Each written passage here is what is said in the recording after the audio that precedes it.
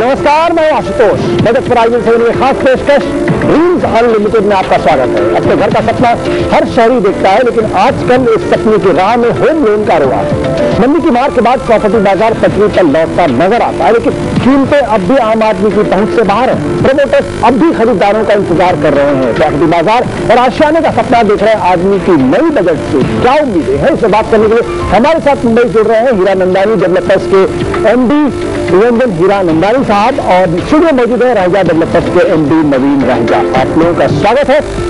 रोटी और कपड़े के बाद हर शख्स का सपना होता है मकान। हर कोई सपनों का आशियाना बनाने को बेकरार है, लेकिन मकान की कीमतें और हाउसिंग लोन की दरें अब भी इस सपने की राह का रोआ है। मंदी की मार के बाद प्रॉपर्टी बाजार में सुधार आने की उम्मीद है, लेकिन घर खरीदने के लिए हौसला बांध रहे लोग अब भी असमंजस में हैं। रियल एस्टेट सेक्टर चाहता है नए बजट में ऐसे प्रावधान जिससे बाजार में तेजी आए और लोग घर खरीदने के लिए हिम्मत बांधें।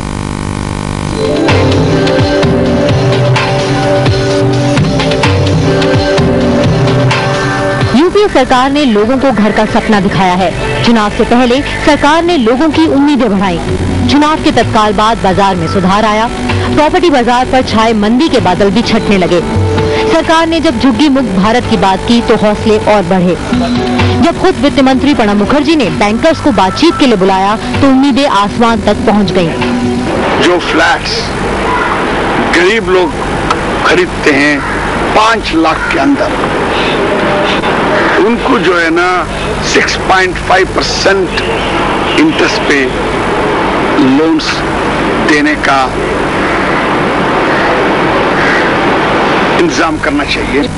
घर बनाने का सपना देख रहे लोगों के लिए एक हॉट डेस्टिनेशन है दिल्ली और NCR। बिल्डर्स और प्रमोटर्स भी लोगों को सस्ते घर देना चाहते हैं, लेकिन उनकी उम्मीदें बजट पर टिकी हैं।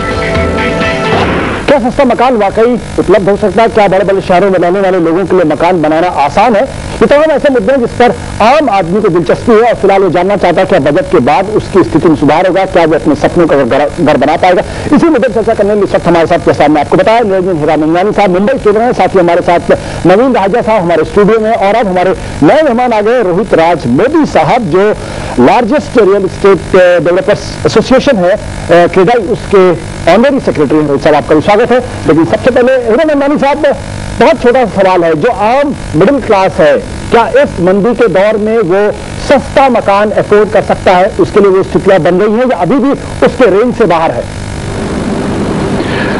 मेरे अंदाज से मुंबई के रीजन में काफी सुधार आया हुआ है। लगभग 35% दाम कम हो गए हैं जी, और ओवरऑल जो परचेसिंग पावर अभी है वो इम्प्रूव हो रहा है। उसके कारण जो लोग अभी उम्मीदें रखे थे कि हमें सस्ता मकान मिलेगा, वो अभी लगभग 35% कम दामों में मकान मिल रहे हैं। मुंबई में, थाना में, वेस्टर्न रेलवे के रीजन पर, सेंट्रल रेलवे के रीजन पर, नवी मुंबई में मेरे अंदाज से लगभग अफोर्डेबिलिटी कैरेक्टरिस्टिक्स जरा वाइडन हो गया है। लेकिन अभी तक मैं समझता हूं कि जो बैंकों से पैसे की उम्मीद थी या फाइनेंशियल इंस्टीट्यूशंस की उम्मीद थी कि उनको कम ब्याज पर या ज्यादा पैसे मिलेंगे जैसे पैसे पहले मिलते थे, वो उम्मीद के लिए लोग अटके हुए हैं कि हमें कम दाम में, कम ब्याज में हमें पैसे मिलेंगे। उसके कारण वो बजट के लिए वेट कर रहे हैं कि हम ये घर खरीदें। जी राजा साहब, दिल्ली में क्या स्थिति है? क्या जो बात मुंबई के बारे में कह रहे हैं क्या वही चीज यहाँ पर भी है? दिल्ली का सीन मुंबई से थोड़ा डिफरेंट है, क्योंकि प्रॉपर दिल्ली के अंदर अगर हाउसिंग है तो वो सिर्फ एक DDA एजेंसी है जो देती है।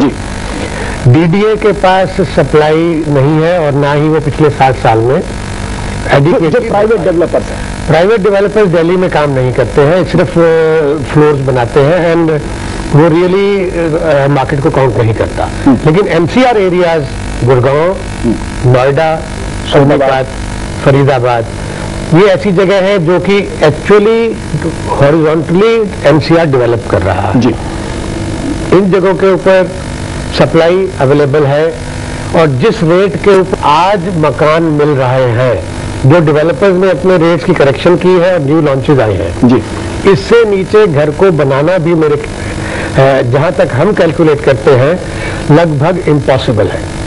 इस रेट से नीचे अगर कोई डेवलपर, जो करंट रेट चल रहे हैं, अगर इनके नीचे अगर आदमी कोई मकान बनाना चाहे, कोई डेवलपर बनाना चाहे, तो अफोर्ड नहीं कर सकता, क्योंकि मकान बनाने के लिए जो फैक्टर्स हैं, लैंड की कीमत, कंस्ट्रक्शन की कीमत, cost of money and profitability खत्म हो चुका है। जी, मतलब आपने जैसे कहा कि डेवलपर्स ने करेक्शन किया है, तो क्या ये माने कि पहले जो प्राइसेस थे मकानों के वो बड़े इन्फ्लेटेड थे, मार्केट की रीच से बाहर थे? मार्केट की डायनामिक्स ही डिसाइड करती है प्राइसिंग, और मार्केट में स्पेक्यूलेटर्स ने प्राइसेस को नेचुरली इन्फ्लेट करवाया था। लेकिन एक दूसरा सवाल इसमें यह भी कि जैसे जो बैंकों से लोन की बात है, जो आम आदमी, मेरे जैसा आदमी है, वो खुद इतने पैसे देकर मकान नहीं दे सकता, एक साथ पैसे देकर, तो कहीं ना कहीं वो बैंक से लोन पर डिपेंडेंट करता है, EMI पर डिपेंडेंट। हिरनंदन साहब, क्या आपको नहीं लगता कि बैंक को और आगे आना चाहिए और जो रेट है वो और कम होने चाहिए? और रेट्स तो कम हुए हैं, 8% पर आ गए हैं मेरे अंदाज से, और 100 बेसिस पॉइंट्स या 1% और भी कम हो सकते हैं। लेकिन जो टर्म्स पर बैंक्स और फाइनेंशियल इंस्टीट्यूशन दे रहे हैं वो सही नहीं है। एक साल पहले हम बैंक्स को या फाइनेंशियल इंस्टीट्यूशन परिवर्तन ज्यादा दिखेगा। जी, परिवर्तन। राजा साहब, कितना रेंज होना चाहिए लोन की, ताकि आम आदमी की अफोर्डेबिलिटी भी बनी रहे और जो डेवलपर बना रहा है उसका प्रॉफिट भी उसमें रहे?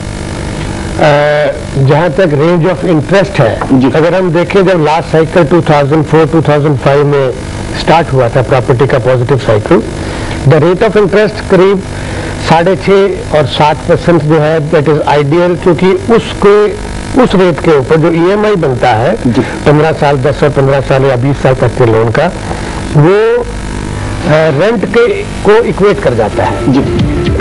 मीनिंग दे भाई कि किराए के मकान में रहने की जगह आदमी अपना मकान खरीदना प्रेफर करता है, क्योंकि उसको उतना ही लगभग मंथली पेमेंट करना होता है। Margin I think property to property देखना चाहिए बैंक्स को। वो प्रॉपर्टीज जिनकी कीमत आने वाले टाइम पे डिमांड बेस्ड होगी और जहाँ पे ऑक्यूपेंसी भी रियल यूजर के पास आएगी, वहाँ पे 85% तक का लोन देने में बैंकों को कोई झिझक नहीं होनी चाहिए।